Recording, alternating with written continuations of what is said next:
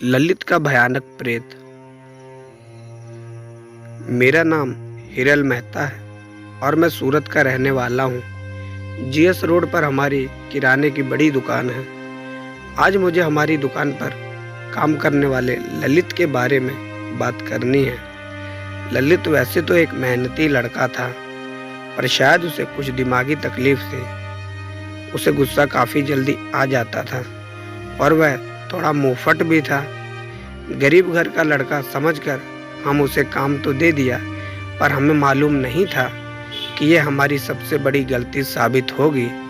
आज ललित तो इस दुनिया में नहीं है, पर ललित का खौफनाक प्रेत दुकान पर दिन रात मंडराता रहता है। 1 साल पहले एक दुखदाई औरत हमारी दुकान पर आई। उसने हाथ जोड़कर कहा कि मेरे बेटे के लिए कुछ काम ढूंढ के दीजिए। मेरे पापा ने फौरन उन्हें कहा कि आपके बेटों को कल से यहीं काम पर भेज दीजिए। इस तरह ललित को जाने बिना ही काम पर तो रख लिया, पर धीरे धीरे ललित का गुस्सैल स्वभाव सामने आने लगा। तब ललित हमारे लिए मुसीबत बन गया। पापा ने उसे कई बार समझाया, पर उस लड़के पर कोई असर नहीं हुआ। एक दिन ललित हमारे पुराने ग्राहक से झगड़ पड़ा और वह ग्राहक बिना सामान लिए दुकान से चला गया। मेरे पापा को और मुझे काफ़ी गुस्सा आया, क्योंकि अब ललित की वजह से हमारा बिजनेस खराब हो रहा था। मैंने और पापा ने उसे खूब डांट कर घर चले जाने को कहा और उसे ऐसा यह भी बोल दिया कि तुम कहीं और काम ढूंढ लो। ललित गुस्से में तिलबिलाता हुआ अपनी साइकिल लेकर घर की ओर चला गया। हम भी अपने काम में जुट गए।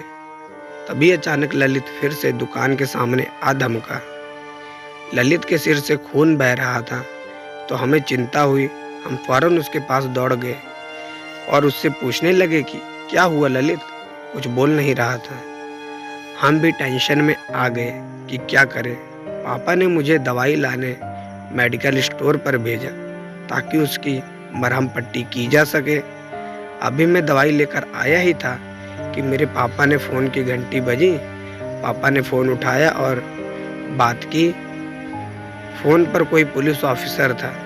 उस पुलिस वाले ने कहा कि आपकी दुकान पर कोई ललित नाम का लड़का काम करता था। पापा ने फ़ौरन हाँ कहा। उसके बाद उस पुलिस वाले ने यह कहा कि आप जल्दी से मेन रोड पर आ जाइए, उस लड़के का एक्सीडेंट हो चुका है और घटना स्थल पर ही उसकी मौत हो गई है। यह बात सुनकर मेरे पापा के तो पसीने छूट गए।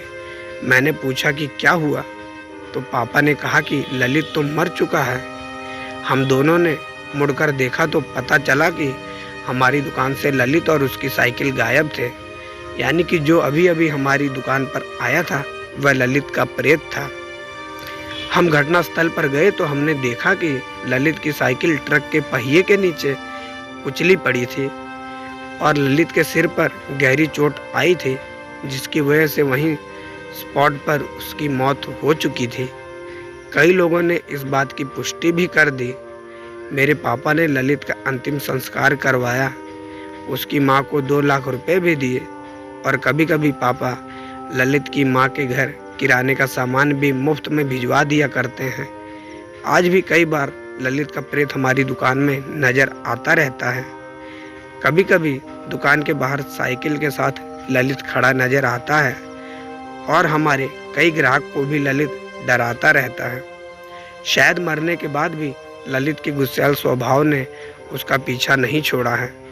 पापा कभी कभी कहते हैं कि ललित को काम से नहीं निकाला होता तो शायद वह आज जिंदा होता, पर मैं पापा को सांत्वना देकर समझाता रहता हूँ कि मौत और ग्राहक कभी भी आ सकते हैं, उसे कोई टाल नहीं सकता।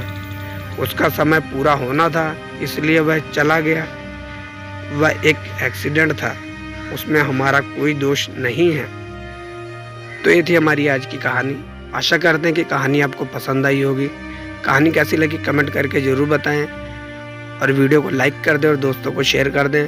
चैनल पर नए हो तो सब्सक्राइब करना ना भूलें और साथ ही बेल आइकन को प्रेस करके ऑल पे सेट कर दें, ताकि ऐसी ढेर सारी कहानियाँ हम आप तक लाते रहें सबसे पहले। फिर मिलते हैं अगली वीडियो में एक नई कहानी के साथ।